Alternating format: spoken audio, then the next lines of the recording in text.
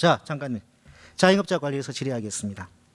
지난 15일 국회 현안 질의에서 존경하는 안도걸 의원님께서 자영업자가 어렵다는 질의를 하셨습니다. 이에 대해서 장관께서는 자영업자 하시는 분들도 결국 구조적인 요인들의 변화에 못 따라간 부분도 있다.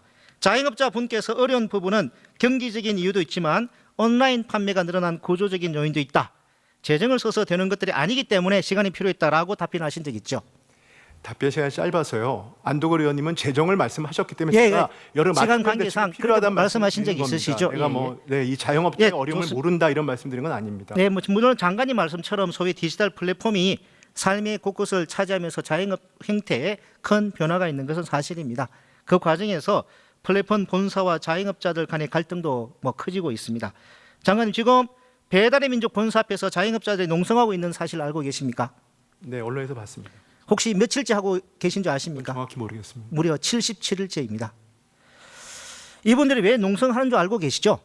네, 알고 있습니다. 네, 배달 수수료 문제, 배보다 배꼽이 더 큰 문제를 해결해 달라는 것입니다. 이 과정에서 장관님 혹시 어떤 역할을 하신 거 있으십니까? 그 지난번에 이 해결책을 찾기 위해서 공정위가 중심이 되어 있지만 기획재정부도 많은 노력을 했었습니다. 네. 예, 뭐 그 정부가 뭐 이게 중재 나서긴 했는데 법원이 판단하기로는 정부의 의설픈 중재로 문제는 더 어렵게 되었습니다. 24년 7월에 정부 주도로 배달앱 상생 협의체가 출범하고 11월에 수수료 협상이 타결되었으나 배달의 민족은 상생 협의체 출범 직전에 배달 중개 수수료를 6.8에서 9.8%로 인상을 했다가 협상 때 9.8을 7.8로 인하하는 꼼수를 쓰고 배달비도 인상해서 협상 후에 자영업자의 피해가 더 커졌기 때문입니다. 그리고 지금 배달의 민족은 대화에도 나서지 않고 있습니다. 한 자영업자분은 국내 언론에서 이렇게 인터뷰하셨습니다. 그 내용을 온전히 전해드리겠습니다. 자영업자들이 어려운 것은 온라인 판매 때문이 아니라 정부가 플랫폼 자율 규제라는 명목하에 거대 사업자들이 터무니없이 높은 수수료를 방치한 결과이고, 그렇지 않아도 어려운 상황에서 비상계엄 사태로 자영업자들이 질서 있게 퇴장하거나 시장 변화에 적응할 시간조차 빼앗겼다. 자영업자들은 특별한 혜택을 요구하는 것이 아니라 단지 공정한 시장 환경 속에서 정상적으로 영업할 수 있는 일상을 원할 뿐이다. 이 점에 대하여 부총리님은 어떻게 답변하실 건가요? 잠깐 시간을 드릴 테니까 여기에 대해서 답변하실 수 있겠습니까? 네, 뭐 지금 자영업자 분들의 어려운 부분에 대해서 저희도 뭐 정책 당국자로서 그냥 안타깝게 생각합니다. 근데 이걸 해결하는 방법이라는 게 사실은 그 현행법 체계 내에서 한계가 있는 측면이 있습니다. 그래서 좀 이 플랫폼 사업자들 간에 자율적인 합의를 노력을 했는데 그게 여의치 않았습니다. 그런 측면이 있는데 좀 더 이게 다른 방법이 있는지 저희도 고민을 같이 해보겠습니다. 추가적으로 이어서 질문해 보겠습니다. 자, 우리나라 자영업자 50대 이상이 50.3%로 가장 많고 창업 직전에는 53%가 직장인 임금 근로자였습니다. 왜 50대 이상 직장인이 자영업 창업에 뛰어들겠습니까? 그건 우리나라의 형편없는 사회 안전망 때문이 아닙니까? 네, 그렇게 되면 계속 고용 문제도 네, 우리가 해결해야 될 이슈입니다. 네. 자, 자영업자 문제 외에 노동자 문제 관련해서도 짚어보겠습니다.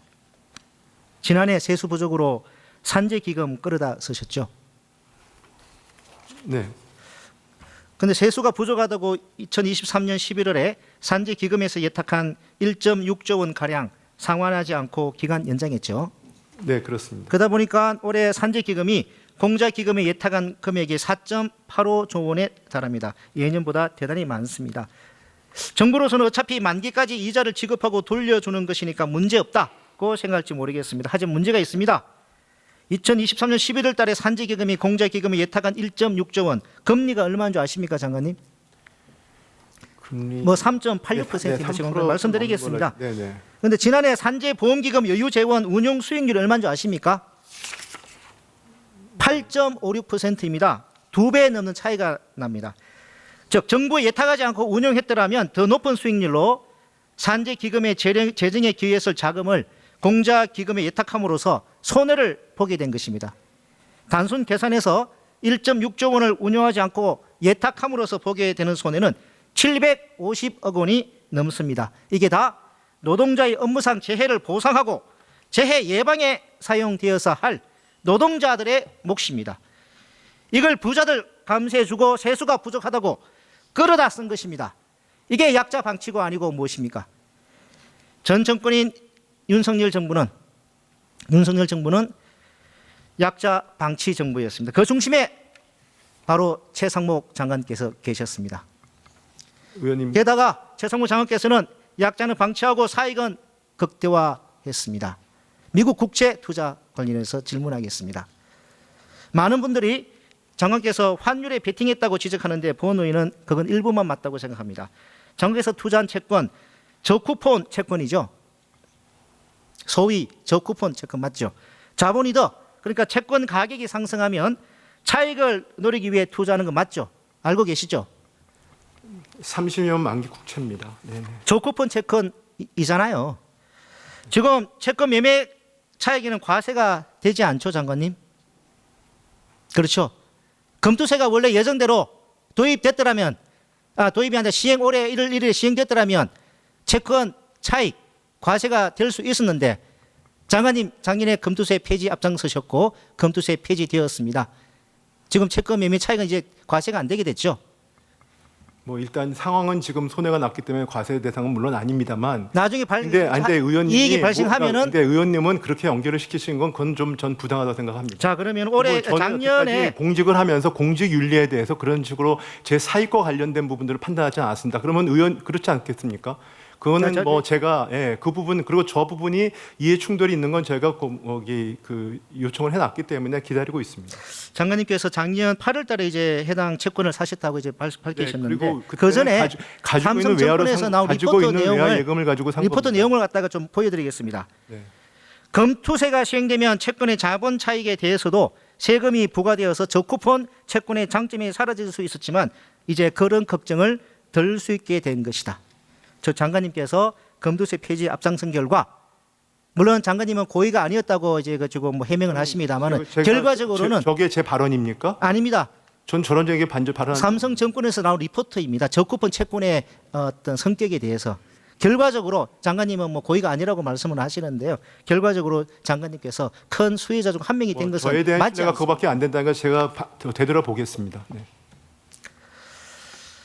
이번에 내놓은 추경안도 시급하다는 말뿐이지 상생 페이백 같은 사업은 올해 하반기나 되어야 제대로 시행이 됩니다. 장관님께서는 본인이 했던 일에 분명히 법적으로 역사적으로 준엄한 평가를 받게 될 것이라고 말씀을 다시 한번 드립니다.